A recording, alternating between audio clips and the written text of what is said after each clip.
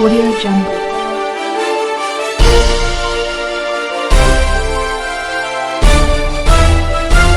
Audio Jungle. ముఖ్యమైన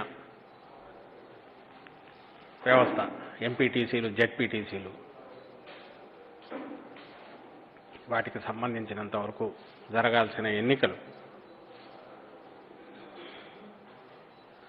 గత సంవత్సరం ఎప్పుడో అయి ఉండాల్సిన ఎన్నికలు అవివాయిదా పడి అతి తక్కువ సమయం మాత్రమే గడువులోగా పూర్తి కావాల్సిన ఎన్నికలు అప్పట్లో వాయిదా పడి కరోనా కారణం చూపి ఆ తర్వాత జరగాల్సినవి అసలు అప్పట్లో లిస్టులో లేని సర్పంచ్ ఎన్నికలు అయిపోయాయి.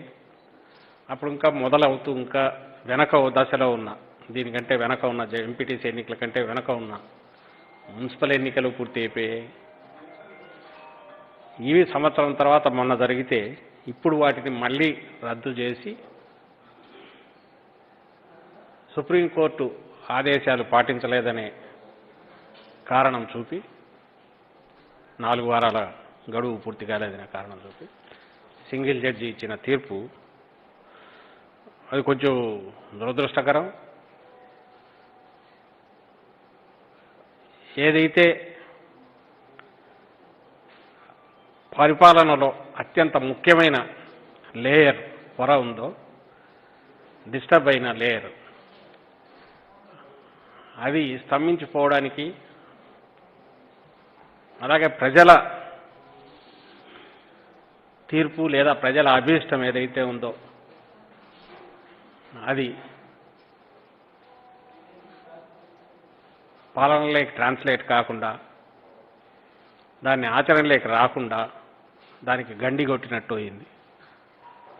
అందువల్ల దురదృష్టకరమే కాకుండా ఇబ్బందికరం. కరోనా ఇప్పుడున్న కోవిడ్ నేపథ్యంలో ఒక రకంగా రిస్కీగా ఉన్న టైంలో కీలకమైన ప్రాణాధారమైన ప్రజాస్వామ్యానికి ఈ ఎన్నికలు అవసరమనే ఉద్దేశ్యంతో స్టేక్ హోల్డర్స్ అందరూ, స్టేట్ కానీ, ఇంప్లిమెంట్ చేయాల్సిన వ్యవస్థ అధికారులు కానీ, ఉద్యోగులు, అలాగే ఓటర్లు, ప్రజాస్వామ్యంలో అత్యంత ముఖ్యమైన ఓటర్లు, ప్రజలు కూడా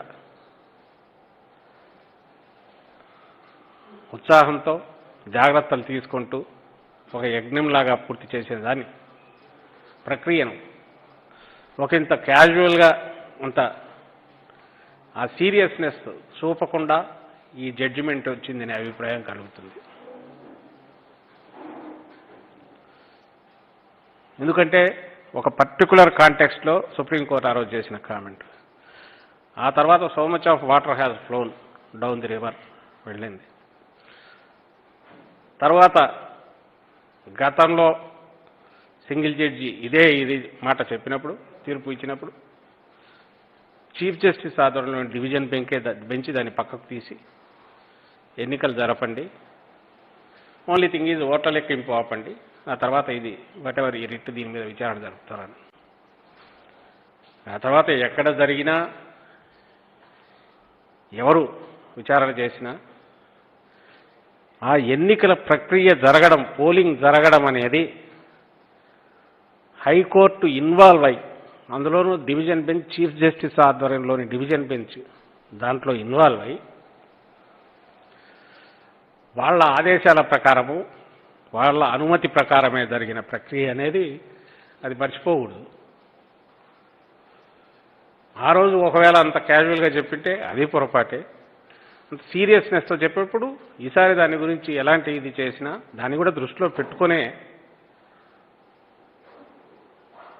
తర్వాత నిర్ణయం ఏదైనా రావాలి తప్ప తీర్పు దాన్ని పూర్తిగా పక్కకు తోయడానికి లేదనేది నా అభిప్రాయం.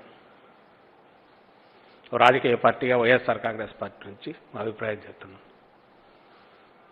ఇందులో ప్రభుత్వానికి అంటూ పాత్ర ఏం లేదు కాబట్టి, నేను సలహాదారుగా కూడా కాబట్టి నేను ప్రభుత్వం తరఫున మాట్లాడట్లేదు. ప్రభుత్వానికి రోల్ లేదు.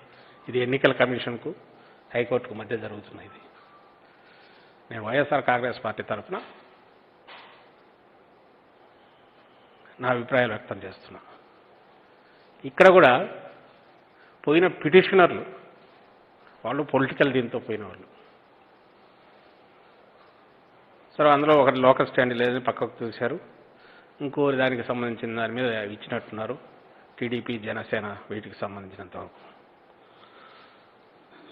ఇందులో 2 అంశాలు ఉన్నాయి. ఇది పూర్తిగా రాజకీయపరమైన అంశమే.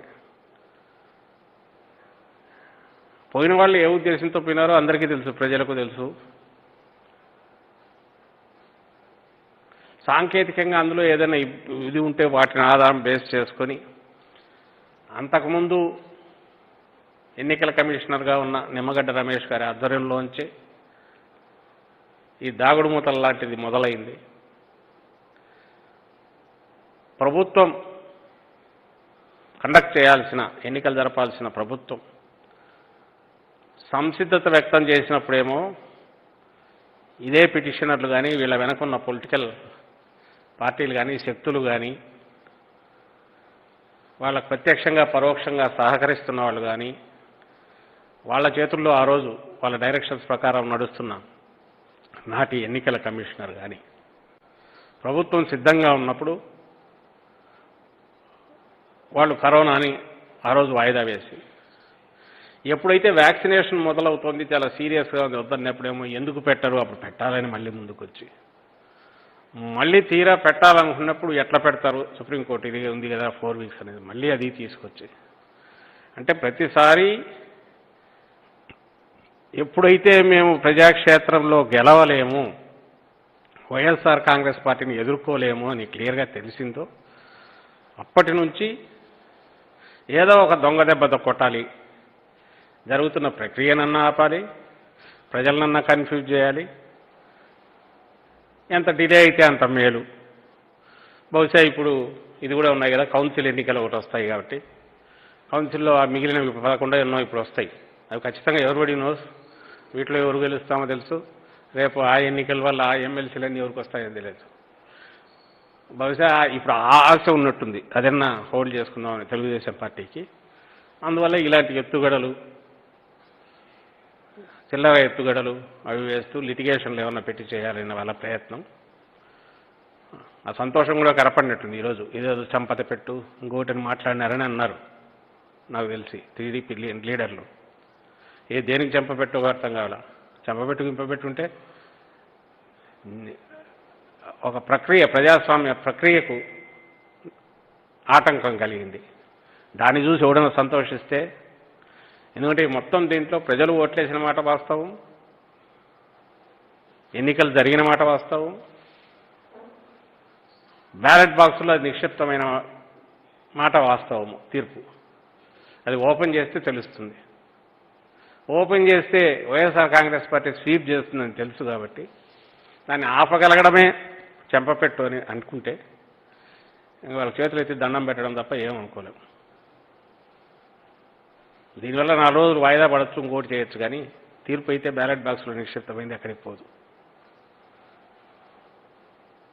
ఇంకా 10 సార్లు నేను ఎప్పుడు ఇంతకుముందు కూడా చెప్పాము, ఇంకా 10 సార్లు ఎన్నికలు జరిపినా, ఇప్పుడు జరిపినా, 3 నెలల తర్వాత జరిపినా, ఇది అన్యాయమైన తీర్పైన ఏదైతే ఈరోజు ఇచ్చింది, ఒకవేళ అదే జరిగి ఇంకోసారి ఎన్నికలు జరిగినా పొలిటికల్గా అయితే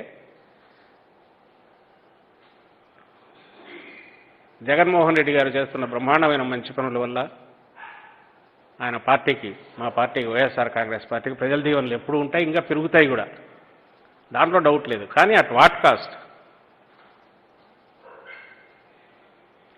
ఇంత క్యాజువల్, ఒక చిన్న పిల్ల చేష్టలాగా, పిల్లల ఆటలాగా ఎన్నికల ప్రక్రియను డీల్ చేయడం అనేది ప్రతిపక్షంగా తెలుగుదేశం పార్టీ చేస్తున్న దుర్మార్గపు కుట్రగా, ఎత్తుగడగా భావిస్తున్నాం. అందులో తాత్కాలికంగా వాళ్ళకి ఏమైనా విజయం దక్కిందని వాళ్ళు అనుకుంటే నిజంగానే అసలు ఆ పార్టీ ప్రజాజీవనంలో ఉండడానికే దానికి అర్హత లేదని అయితే బల్లగుద్ది మరీ చెప్పగలం. ఎందుకు? ఫర్ ది సింపుల్ రీజన్, నీకు ప్రజల మీద గౌరవం లేదు. ప్రజలు పాల్గొన్న ఎన్నికలు రద్దయినాయని సంతోషిస్తున్నామంటే, పోలింగ్ దాన్ని ఆ ఎన్నికలు రద్దు చేసామని ఒక తీర్పు వచ్చిందని సంతోషిస్తున్నామంటే కొంచెం వెగటుగా జుగుప్సాకరంగా ఉంది. దానికి ప్రజాస్వామ్య వ్యవస్థకు బద్దులై ప్రజాస్వామ్యంలో ప్రజల తీర్పు ఫైనల్ అని విశ్వసించే రాజకీయ పార్టీలకే స్థానం ఉంటుంది తప్ప దొంగ దెబ్బలు కొట్టో ఇంకో రకంగానో ఏదో ఒక రకంగా ఆ ప్రజాస్వామ్య ప్రక్రియను అడ్డం కొట్టడం ద్వారా సంబరాలు చేసుకోవడము, పండగ చేసుకోవడం చూస్తే జుగుప్సకరంగా ఉంటుంది. ఇప్పుడు అదే జరుగుతోంది. వరుస దెబ్బలు వరుసగా పడుతున్నాయి వాళ్ళకు. దింపుడు కళ్ళ ఆశ ఇటు పెట్టడము, ఒకరోజు ఈ రకంగా అడ్డం కొట్టడం చూడడం, ఆ రకంగా అడ్డం కొట్టడం, గడ్డిపోత దొరికితే దాంట్లో కొట్టడం, పెద్ద బండ దొరికితే దాన్ని వేయడం, లేనిపోని ఆరోపణలు చేయడం, ఉన్నవి లేని కట్టుకథలు చెప్పడం, ఆ రోజుకు ఏదైనా ఇలాంటిది ఏదైనా వస్తే దాంతో సంబరపడడం, మరుసటి రోజు ఇంకొకటి ఎత్తుకోవడం. ఇప్పుడు దీంట్లో నేను ఇంతకుముందు అన్నట్టు వాటెవర్ ఆ ప్రాసెస్ ఏదైతే నడుస్తుందో దానికి సంబంధించి బహుశా వాట్ హ్యాపెన్స్ నెక్స్ట్ అనేది అది ఎన్నికల కమిషన్ కోర్టు దగ్గర చూసుకుంటుంది. కానీ బయట ఒక స్టేక్ హోల్డర్గా, రూలింగ్ పార్టీగా, ఈ రాష్ట్రంలో అతిపెద్ద పార్టీగా, కోట్లాది మంది అభిప్రాయాన్ని ప్రతిబింబించే పార్టీగా మా పార్టీ అయితే ఈరోజు జరిగిన ఈ పరిణామాన్ని చూసి అయితే తీవ్రంగా కలత చెందుతోంది. ఇది అన్యాయం అంటోంది. దారుణమైన తీర్పు ఇది. ఇట్ ఇస్ నాట్ ఓన్లీ డబ్బు కాస్ట్ కాదు, ఇంతమంది రిస్క్ చేసి కోవిడ్ టైంలో అతి జాగ్రత్తగా ప్రజాస్వామ్యంలో అతి కీలకమైన ఒక దీన్ని ఎన్నికల ప్రక్రియను కంప్లీట్ చేసుకున్నందుకు సంతోషించాలా? దాని ఇంకా ఏదన్నా ఉన్న అలవెన్స్లు ఇవ్వాలి అలాంటి దానికి. ఎందుకంటే ఈ టైంలో జరిగిన దాంట్లో 60% పైగా పార్టిసిపేట్ చేసి ఇది చేసిన ప్రక్రియను గర్వంగా చెప్పుకొని చిన్నవి ఎక్కడన్నా సాంకేతికంగా ఉన్నా వాటిని కూడా ఎగ్జామ్ చేయాల్సిన టైం ఇది. పరీక్షల్లో పిల్లలకు పరీక్షల్లో కానీ స్టూడెంట్స్ కూడా సిలబస్లే తగ్గిస్తున్నాం, డేస్ కుదిస్తున్నాం. ఎందుకంటే ఈ కష్టకాలంలో ఎక్కడ ఏది ఆగకూడదు, అట్ ది సేమ్ టైం ఉన్న కండిషన్ కూడా దృష్టిలో పెట్టుకొని పరిస్థితులను ఆ ప్రాసెస్ పూర్తి చేసుకోవాలనేది సొసైటీలోనూ, ప్రభుత్వంలోనూ, ఈవెన్ న్యాయస్థానాల్లోనూ అన్ని రంగాల్లో కూడా జరుగుతున్నాయి. ఇవి అవసరానికి బట్టి చేసుకుంటున్నవి. ఆ సమయంలో సుప్రీంకోర్టు కామెంట్ చేసిన 4 వారాలు అనేది ఇక్కడ తెచ్చి రమేష్ కుమార్ జరిపిన ఎన్నికల్లో, అంతకుముందు ఎన్నికల కమిషన్ జరిపినంటే ఇవన్నీ ఫాలో అయ్యారా? ఆ రోజు ఎందుకు క్వశ్చన్ చేయలే? పోనీ హైకోర్టు ఇచ్చిన దాని ప్రకారం ఎన్నికలు జరిపారు కదా, హైకోర్టుకు తెలియకుండా జరిగిన ఎన్నికలు కాదు కదా. అలాంటి దాని మీద ఇది ఇవ్వడం అనేది దురదృష్టకరం అని మరోసారి నేను చెప్పదలుచుకున్నాం. అట్ ది సేమ్ టైం వాళ్ళ దివాళా కోరుతనం, తెలుగుదేశం పార్టీ కానీ దాని వెనక ఉండే తైనాతీలు కానీ ఆ శక్తులు కానీ ఏవైతే కుట్రలు తప్ప ఇంకోటి ఏమీ తెలియని ఆ బ్లడ్లోనే, ఆలోచనలోనే వంకరతనం, కుట్రలు ఉన్న ఆ శక్తులు, ఆ రాజకీయ శక్తులు, ఆ పార్టీలు, వారికి జన్మకు ఒక వివేకవంతమైన ఆలోచనలు అనేవి రావు. అలాంటి ఆలోచనలు చేయలేరు. వాళ్ళ జన్మంతా ఇలాంటివి చూసుకుని ఇలాంటివి అడ్డదారుల్లోనో షార్ట్ కట్స్లోనో ఎక్కడ ఎలా ఇబ్బంది పెట్టచ్చు అనేది వాటితోనే బతుకుతారనేది అర్థమైంది. అట్ ది సేమ్ టైం ప్రజలు మా పార్టీ వైపు ఉన్నారు, పార్టీ మీద అభిమానం పెంచుకున్నారు. ఈరోజు ఈ తీర్పు చూసి కూడా రాష్ట్రం మొత్తం ప్రజలతో సహా దిగ్భ్రాంతి చెందారు. దీని నుంచి మరోసారి సహజంగానే డివిజన్ నుంచి పోతుంది, నెక్స్ట్ దానికి పోతుంది. నేను నా మన పర్సనల్ ఇది కానీ మేము భావించేది అయితే అల్టిమేట్గా ఎప్పుడు అనుకున్నట్టే న్యాయమే నిలబడుతుంది. దానికోసం డ్యూ కోర్స్ ఏదో నడుస్తుంది. కానీ ఆకాంక్ష ఏంటంటే ఇంత భారీ ఎత్తున కష్టపడి రిస్క్ తీసుకొని ఈ సమయంలో జరిగిన ఎన్నికలకు ఎట్టి పరిస్థితుల్లో ఆటంకం జరగకూడదు. ప్రజల తీర్పు బ్యాలెట్ బాక్స్లో నిక్షిప్తమైంది, అది అమల్లోకి రావాలి. ఆ వ్యవస్థ పనిచేయాలి.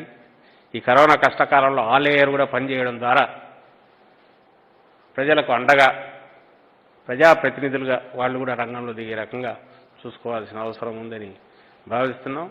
ఏమైనా వాళ్ళకు ఇప్పటికైనా కొంత ఇది ఆ దేవుడు వాళ్ళకు కొంత వివేకాన్ని అవసాన దశలో ఉన్న వాళ్లకు ఆ పార్టీ నాయకులకు కొంతన్న జ్ఞానం ప్రజలు చీదరించుకుంటారని ఇదన్నా ఇస్తారని ఆశిస్తున్నాం. తర్వాత రెండవది, ఈరోజే ఇంకోటి సుప్రీంకోర్టులో ఎంపీ రఘురామకృష్ణరాజు గారికి సంబంధించి గత వారం రోజులుగా జరుగుతున్న వాటెవర్ మీరు హై డ్రామా అనండి, రోజువారీగా మీడియా పరంగా చూస్తే దానికి కూడా ఏదైతే సిఐడి పెట్టిన కేసు దేశద్రోహం కేసు మీదనే డిస్కషన్ నడుస్తుంది. రెండవది వచ్చి ఆయన కాలికి గాయమైందా లేదా అనే దాని మీద రండి. రెండిటి మీద థర్డ్ పార్టీ లాగా అనుకుంటే ఇంకొక పక్షం నుంచి ఆర్మీ హాస్పిటల్లో జరిగిన దాని మీద సుప్రీంకోర్టులో జరిగినది ఏదైతే ప్రభుత్వం వైపు నుంచి నా వాదనలు అన్నీ కూడా ఇప్పుడు నెట్లో వీటిలో వస్తున్నాయి కాబట్టి అందరూ గమనించే ఉంటారు. అల్టిమేట్గా ఒకటైతే ఏంటంటే the comments which he made, అతను చేసిన దుర్భాషలు, అతను మాట్లాడిన మాటలు కానీ, రెచ్చగొట్టే రకంగా చేసిన వ్యాఖ్యలు కానీ, కంటిన్యూస్గా పని కట్టుకుని చేసిన దుష్ప్రచారం కానీ, వీటన్నిటినీ 124A సెడిషన్ కింద కన్సిడర్ చేస్తూ పెట్టిన ఎఫ్ఐఆర్ కానీ, దర్మిలా తర్వాత జరుగుతున్న ఇప్పుడు దర్యాప్తు ఏదైతే ఉంటుందో వీటన్నిటికి కూడా సుప్రీంకోర్టుకు వెళ్ళిన తర్వాత కూడా అలౌ చేయడం అనేది ఓ డ్యూ ప్రాసెస్, ఓ రాటిఫై చేసినట్టయింది. Yes, it is what it is prima facie there is a case అనేది సిఐడి ఫీల్ కావడంలో అభ్యంతరకరమైంది ఏదీ లేదని అత్యున్నత న్యాయస్థానం దాన్ని రాటిఫై చేసినట్టు భావిస్తున్నాం.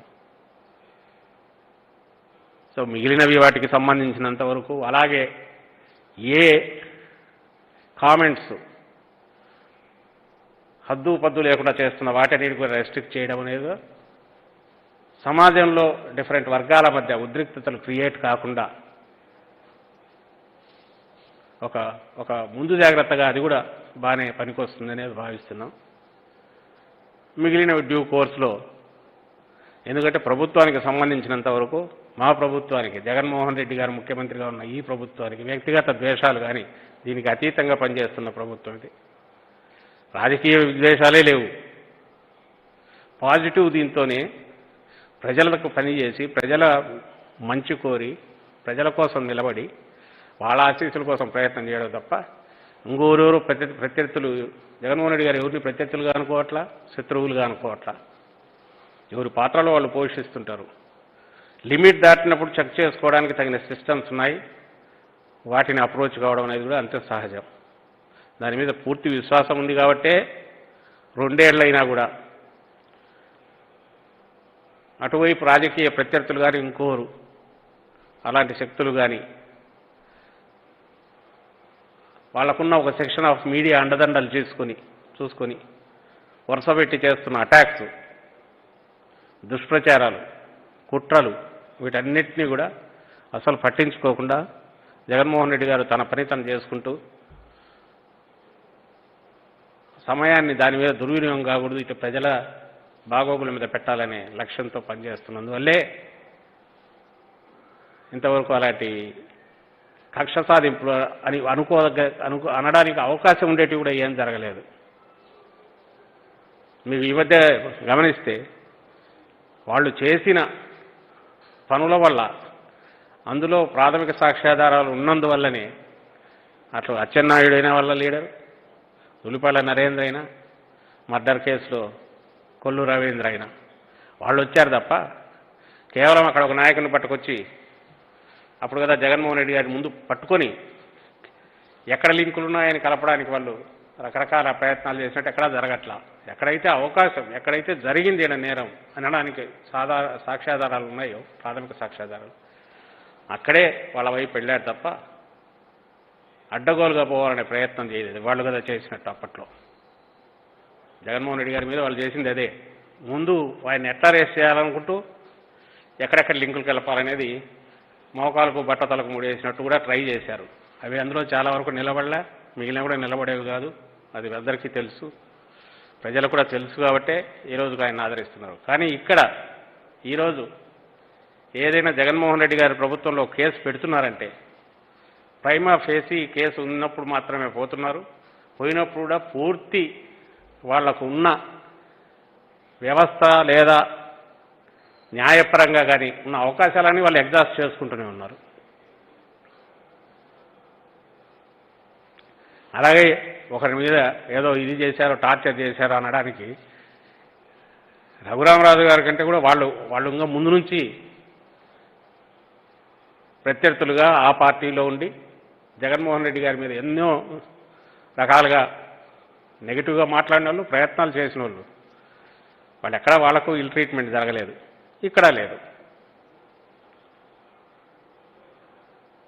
ఈరోజు వాళ్ళు ఏదో మాట్లాడుతూ ప్రైవేట్ హాస్పిటల్ రమేష్ హాస్పిటల్ అన్నది కూడా మధ్యలో దూర్చారు. అందరూ గమనించే ఉంటారు. ఆ రమేష్ హాస్పిటల్ ఏంటి, దానికి ఉన్న డూబియస్ డిస్టింక్షన్, నొటోరిటీ ఏంటి అనేది న్యూస్లో ఎట్లొచ్చిందో అందరికీ తెలుసు. డెత్స్ వల్ల వచ్చింది, వాళ్ళు కేర్లెస్గా ఉండి ఎక్కడో చేసిన దీనివల్ల వచ్చిందని. అది కూడా తెచ్చి రఘురామరాజు ఈ కేసులో కూడా దానికి తీసుకెళ్లాలనేది వాళ్ళు తీసుకొచ్చి అసలు ఎందుకు తీసుకెళ్లాలన్న దానికి ఎక్స్ప్లెనేషన్ లేకుండా ఇక్కడ వాళ్ళు చేసిన టీడీపీ నాయకులు అనండి, లేకపోతే దాని వెనక నడుపుతున్న నాయకులు అనండి, వాళ్ళు ఈయనను పాత్రధారిగా చేసి రఘురామకృష్ణరాజును ఆడించిన డ్రామా ఏదైతే ఉందో, అసలు ఆ హాస్పిటల్కి ఎందుకు పోలేదంటూ అదే ఒక పెద్ద నేరమైనట్టు తీసి దాన్ని అడగగలిగిన వాళ్ళ అడాసిటీ, వాళ్ళ బరితెగింపుతనం. ఎవరైనా గవర్నమెంట్ హాస్పిటల్కి ఎందుకు తీసుకోలేదంటారు? ఓ ప్రైవేట్ హాస్పిటల్కు, అందులోనూ నొటోరియస్గా పేరున్న హాస్పిటల్. అది ఏదో పెద్ద శంకర్ నేత్రాలయాలాగానో ఇంకోలాగానో చారిటీ మీద నడుస్తూ ఇది కాదు, కమర్షియల్గా వ్యాపారం చేసుకుంటున్న ఒక హాస్పిటల్, కేసులున్న హాస్పిటల్. ఆ పేరు చెప్పి దానికి పోనందుకు మైగా యాజిఫ్ అదేదో నిష్పక్షపాతంగా చేసేది అన్నట్టు దాన్ని దబాయించి రికార్డు చేయించి దాన్ని కూడా క్వశ్చన్ చేయించి ఒక బరితెగింపుతనం చూస్తే ఆశ్చర్యం వేస్తుంది. అది నేను ఈరోజు అదే పని తెప్పించి చూశాను, సిఐడి ఎట్లా మూవ్ అయిందని, ఎక్కడన్నా చిన్న పార్టీ ఇది ఉందా అని.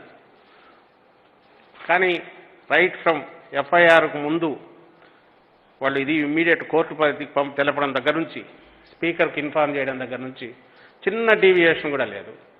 Complete everything they follow to the T. Rule ప్రకారము ఖచ్చితంగా అతనికి ఉన్న అవకాశాలు, అతనికి ఉన్నది డాక్టర్ను పిలిచి చెక్ చేయించడం కానీ మిగిలినవన్నీ చేశారు. వేరే అటువైపు వాళ్ళు పవర్లో ఉన్నారు కాబట్టి ఇది చేస్తున్నారు జగన్మోహన్ రెడ్డి గారు వెనకుండే అని అంటున్నారే, ఇటువైపు ఏమో పద్ధతి ప్రకారం ఉంది మొత్తం, with record everything is they. ఆ వైపు నుంచి జరుగుతున్నవి పవర్లో లేరు కానీ చక్రం తిప్పుతారు. ఏ వ్యవస్థలు వీళ్ళకి అండగా ఉన్నాయి, ఏ శక్తులు వీళ్ళకి అండగా ఉన్నాయో కూడా అందరికీ తెలుసు. ఎక్కడ తుపాకీ పెట్టి ఎట్ట కాలుస్తారో కూడా అందరికీ తెలుసు. ఇంకా చేయాలని చూస్తున్నారు. పైగా అది లెజిటిమేట్ అని వాళ్ళు చేస్తున్నవన్నీ అనే ఇంప్రెషన్ ఇవ్వడానికి ప్రయత్నం చేస్తున్నారు. చూడు, ఇది బహుశా ప్రపంచంలో ఎక్కడా జరగదు అనుకుంటారు. ఈ కేసులో కూడా అదే పని తెప్పించి చూసాం. మధ్యాహ్నం హైకోర్టు దగ్గరికి వెళ్ళి బెయిల్కి వెళ్ళిన దగ్గర ఫస్ట్ ఏ కోర్టుకు పోయినారో రఘురామరాజు గారు, ఆయన లాయర్లు, అక్కడ ఈ టార్చర్ అనే మాట రాలే. హాస్పిటల్ లేదు, బెయిల్ కిందికి పోమన్నాక అక్కడికి పంపినాక ఎప్పుడైతే బెయిల్ ఇక్కడ రాలేదో కింద ప్రాపర్ దీంట్లోకి పోమన్నారో అక్కడ పోయిన తర్వాత మొదలైంది. నేను దాన్ని కూడా కాదు, అది ఇంతకుముందే మాట్లాడాం. ఆ తర్వాత హైకోర్టు డైరెక్షన్ ఇచ్చిండేది గవర్నమెంట్ హాస్పిటల్కి తీసుకోండి మెడికల్ బోర్డు. ఎవరి రిక్వెస్ట్ మీద? వాళ్ళ అడ్వకేట్ రిక్వెస్ట్ మీద. అది రికార్డు కూడా చేశారు. వాళ్ళ అడ్వకేట్ రిక్వెస్ట్ మీద ఈయనను మెడికల్ బోర్డు దీన్ని ముందుకు పంపించి చేయమన్నారు. దాంట్లో ఎవరెవరు ఉండాలో కూడా చెప్పారు, సూపరింటెండెంట్గా ఎవరు ఉండాలి. అలాంటిది ఈలోగా ఇక్కడికి వచ్చేసరికి మేజిస్ట్రేట్ కోర్టులో ఈ రమేష్ హాస్పిటల్ అనేది చేరింది. ఆశ్చర్యం వేసింది, ఎక్కడి నుంచి వచ్చింది ఇది రమేష్ హాస్పిటల్ అంటే ఎవరు పిటిషనర్ తను ఎవరైతే నిందితుడు ఉన్నాడో తను అడిగాడు. అడగగానే అసలు ఎందుకు రమేష్ హాస్పిటల్ అయినా రావాలిగా, why Ramesh hospital, why not Suresh hospital, why not ఇంకొకటి, పోనీ ప్రైవేట్ అనుకుందాం, ఏం శాంక్టిటీ ఉంది దానికి? ఓ పక్క ఏజీపీ అదెట్లా పంపుతారండి ప్రైవేటు, గవర్నమెంట్ అని హైకోర్టు కూడా చెప్పిందని అంటున్నా, లేదే అది ఇచ్చినప్పుడు మారుస్తాంలే, మాడిఫై చేస్తాం, ముందైతే దీనికి పంపండి అని. అసలు ఏమి రేషనల్, దాంట్లో ఏమైనా హేతుబద్ధత ఉందా? పోనీ ఆ హాస్పిటల్ అని నేను ఇంతకుముందు అన్నట్టు ఒక బ్రహ్మాండమైన ఓ చారిటీ దీంట్లో నడుస్తూనో మంచి పేరు మూట కట్టుకొని ఉన్నా, అది లేదు. అసలు గవర్నమెంట్ హాస్పిటల్ మీద విశ్వాసం లేదనే ధైర్యం ఎక్కడి నుంచి వస్తుంది అంటున్నా. ఇంతవరకు ఎక్కడా లేనిది. స్టేట్ అంటే అందులో ఒక డిపార్ట్మెంట్ ఏదైనా చేస్తే డైరెక్ట్ సీఎం గారికి నువ్వు అట్రిబ్యూట్ చేస్తారా? ఇంకట్టయితే ప్రతిదానికి మాకు నమ్మకం లేదంటే మాకు ఎక్కడ కావాలంటే హాస్పిటల్కి పంపాలి. అడిగినోడు సరే, ఎందుకు పంపలేదని క్వశ్చన్ చేయడం మరింత ఆశ్చర్యంగా ఉంది. అది దానిలో ఏమి రేషనల్ ఉంది? ఏ న్యాయమైనా ఏ చట్టమైనా ప్రిన్సిపల్స్ ఆఫ్ న్యాచురల్ జస్టిస్కు ఒక రేషనల్, దీనికి ఒక సైంటిఫిక్ రేషనల్ థింకింగ్కు అది బద్ధమై ఉంటుంది, లేకుండా ఉండదు. అట్లా కాకుండా వైల్డ్గా అయితే ఉండదు కదా. ఇది నేను ఎందుకు అడుగుతున్నట్టు అందరూ ఆలోచించాల్సిన విషయం. ఎక్కడి నుంచి వచ్చింది? ఆకాశంలో నుంచి ఎట్లా ఊడిపడింది? అడగగానే ఎట్లా ఇస్తారు? పైగా అది పంపలేదు, పంపకపోవడానికి ఈ కారణాలు ఉన్నాయని చెప్పి ఎందుకు పంపలేదు, ఈ కంటెంప్ట్ అని ఎట్లా అంటారు? ఆశ్చర్యంగా ఉంది నాకు. But that is the situation. Just దీన్ని అందరి దృష్టికి తీసుకెళ్లాలని చెప్తున్నాం. స్టేట్గా ఉన్నందుకు, ముఖ్యమంత్రిగా జగన్మోహన్ రెడ్డి గారు ఉన్నందుకు, మా ప్రభుత్వము జగన్మోహన్ రెడ్డి గారు మేం కాదు కక్ష సాధింపు, మీ కక్ష సాధింపు ఎక్కువైంది. బయట ఉండేవాళ్ళు ఎవరైతే పవర్లో లేరో, పవర్ను వెనక నుంచి ఎట్లా నడపాలో తెలిసిన వాళ్ళు కావడంతోనేమో దానికి తగినట్టే విపరీతమైన మీడియా బలము చూసుకున్నాం. ఆ శక్తులన్నీ ఏకం కావడం వల్లనేమో అత్యంత శక్తివంతుడైన మా నాయకుడిని, మా ప్రభుత్వాన్ని చికాకు పెట్టడంలో నిజంగానే సఫలీకృతం అవుతున్నారని చెప్పడానికైతే నాకు ఎలాంటి జంకు లేదు. చేస్తున్నారు ఇప్పటికీ. అయినా సరే నిబ్బరంగా ఎదుర్కోవాల్సి వస్తుంది, ఎదుర్కొంటాం. అల్టిమేట్గా ఇది కేవలం ఇది ఎక్కడి నుంచి ధీమా, ఎక్కడి నుంచి ధైర్యం ఎక్కడి నుంచి వచ్చిందంటే ప్రజల దీవెనలు జగన్మోహన్ రెడ్డి గారికి, మా ప్రభుత్వానికి, మా పార్టీకి పూర్తిగా ఉన్నాయి కాబట్టి వాళ్ళ హక్కును చేర్చుకున్నారు. ఆయన్ను తమ హృదయాల్లో పెట్టుకున్నారు కాబట్టి ఆ ఆదరణ రోజు రోజుకు పెరుగుతోంది కాబట్టి నమ్మకంగా నిబ్బరంగా చెప్పగలుగుతున్నాం. ఇలాంటి వీళ్ళకి బతకనిచ్చేవాళ్ళు కాదు వీళ్ళు. అంతవరకు అయితే నేను చెప్పగలను. Thank you.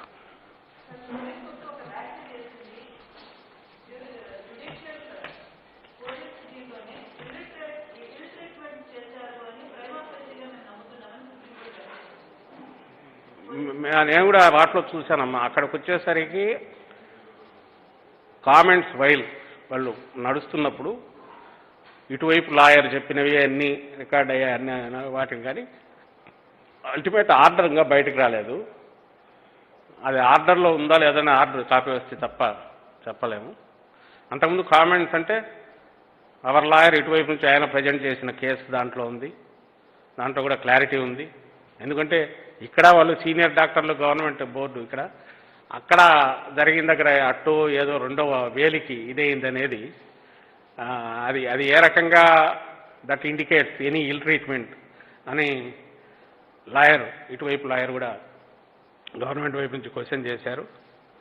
అండ్ వాళ్ళది కూడా వేగ్ ఏదో సుప్రీంకోర్టు జడ్జీల అబ్జర్వేషన్ ఏదో వేగ్గా వచ్చింది, కానీ I don't know whether it ultimately got in to the order వస్తే కానీ చూసేది చెప్పలేము. బట్ ఒకటైతే వెదర్ ఆర్డర్ అది ఎట్లున్నా పక్కకు తీస్తే, ఇక్కడ నుంచి జైలుకి వెళ్ళిన దగ్గర నుంచి జైలుకు వెళ్ళేటప్పుడు కూడా ఆయన సొంత కారు, తర్వాత ఇక్కడి నుంచి అక్కడికి పోవడం, ఈ మధ్యలో he was not in custody. And ఈ లాయర్ అన్నట్టు సెల్ఫ్ ఇన్ఫ్లిక్ట్మెంట్ కూడా అవకాశం ఉంది. హౌ ఓల్డ్ వాజ్ ఇట్, అదేదన్నా జరిగితే మూడవది ఎవరైనా పోలీసులు ఎవరైనా ఇచ్చేసినా అంత టాక్టిక్ అంత కరెక్ట్ మైక్రో లెవెల్కి వెళ్ళి ఒక వేలు దగ్గర చేయగలరా? అది సాధ్యమా? ఇవన్నీ క్వశ్చన్లు చాలా వస్తాయి. అండ్ ఆయన హీఈస్ నోన్ ఫర్ అలాంటి హిస్టరియానిక్స్ కానీ అలాంటివి ఏమైనా చేయడానికి. మీరే చూశారు. అలాగే ఒకవేళ నిజంగా ఫ్రాక్చర్ అయి ఉంటే వాపు వస్తుంది, నడవలేరు. ఆయన వాక్ చేశారు అంతకుముందు కోర్టు దగ్గరికి వస్తున్నప్పుడు. కారులో మీరు చూశారు, కాలు పైకెత్తి చూపించారు. అప్పుడు ఇంకొక కాలు మీద ప్రెషర్ పడితే పెయిన్ మొహంలో కనిపించాలి. మీతో మేలేశారు, మీరు చూసిందే. మీడియాతో మాట్లాడారు. సో ఇవన్నీ చూసిన తర్వాత హెయిర్ లైన్ ఫ్రాక్చర్ అయినా అందరికీ తెలుసు పెయిన్ భరించలేనంతగా ఉంటుంది. అన్నాళ్ళు అయితే అది బయటపడకుండా ఉండదు. ఇవన్నీ చూసిన తర్వాత అక్కడ వచ్చే డౌట్లు వస్తాయి. But there is no point దాని మీద కామెంట్స్ చేయాల్సిన అవసరం లేదు. వాట్ ఎవర్ హ్యాపెండ్ అది అయిపోయింది కాబట్టి దానికి సంబంధించి ఎలాంటిది జరగలేదనేది వాస్తవము, జరగడానికి అవకాశం లేదనేది వాస్తవము. మామూలు దీళ్ళకే ఇది లేనప్పుడు ఒక ఎంపీ మీద పని కట్టుకొని ఏమైనా మర్డర్ కేసా, అది ఏమన్నా ఇంకోట, వాళ్ళకెందుకు అంత వ్యక్తిగతమైన కసి ఉంటుంది ఎవరైనా చేయాలని కూడా లాజికల్గా ఆలోచిస్తే. అండ్ అంతకుముందు చేసిన ఇది కూడా లేదు ఈ స్టేట్లో, అట్లీస్ట్ మా ప్రభుత్వం వచ్చిన తర్వాత అలాంటివి ఎక్కడా లేవు.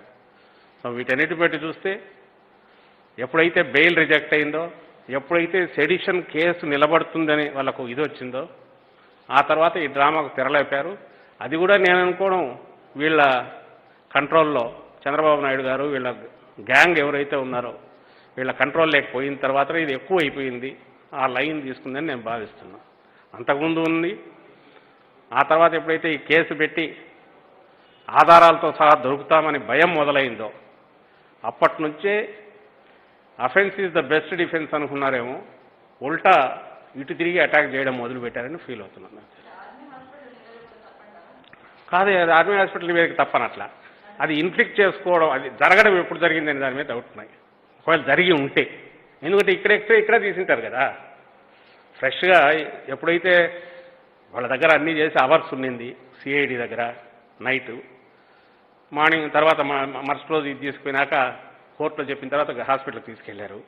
వాళ్ళు ఎక్స్రే తీసింటారు, వాళ్ళు మొత్తం టెస్ట్ చేశారు. ఉంటే ఇక్కడ కూడా రావాలి కదా. అది జరిగిన తర్వాత ఉండొచ్చేమో తెలియదు, ఒకవేళ ఆర్మీ హాస్పిటల్ అయితే. కానీ ఇప్పుడు బోన్ ఆఫ్ కంటెన్షన్ ఈ పీరియడ్లో ఎప్పుడైతే జరిగింది అంటున్నారో, జరిగిందని వాళ్ళు ఆరోపిస్తున్నారో, ఆ పీరియడ్లో జరగలేదనేది బియాండ్ డౌట్ మెడికల్ బోర్డు రిపోర్ట్లో ఉంది. ఇంకా వాళ్ళు అడిగేది ఒకటి, మా రమేష్ హాస్పిటల్కి ఎందుకు పంపలే అని. రమేష్ హాస్పిటల్కి పంపితే ఏం రావాలని వాళ్ళు కోరుకున్నారో, ఏమొచ్చేది కూడా అందరికీ తెలుసు. మరి మీది గవర్నమెంట్ హాస్పిటల్ కదా, మీరు చెప్పినట్టు కదా వాళ్ళు అనొచ్చు. గవర్నమెంట్ హాస్పిటల్లో కన్నా మేనేజ్ చేయగలిగిన డెమోక్రసీలో గవర్నమెంట్లు ఇట్లా చేసుకుంటూ పోతే ఇంకా దేనికి వాల్యూ ఉండదు. జరిగే అవకాశము లేదు. జరిగితే ఫిజికల్గా మరుసటి ఆయన కాళ్ళు అట్లా తిప్పుకుంటూ పైకెత్తి చూపి చేయగలిగేవాడు కాదు. సో ఇది కళ్ళ ముందు కనపడుతున్న వాస్తవం. అందుకే నేను అంటున్నా, మేము ప్లెయిన్గా ఉంటున్నాము, వాళ్ళు కుట్రలు పడుతున్నారు, వాళ్ళు మమ్మల్ని అటాక్ చేస్తున్నారు, వాళ్ళు మమ్మల్ని హెరాస్ చేస్తున్నారు, మైటీ గవర్నమెంట్ను కూడా హెరాస్ చేయగలుగుతున్నారనేది మా బాధ. వాళ్ళకున్న అలాంటి తెలివితేటలు దాంట్లో చూపిస్తున్నారనేదే మా కంటెన్షన్ కూడా.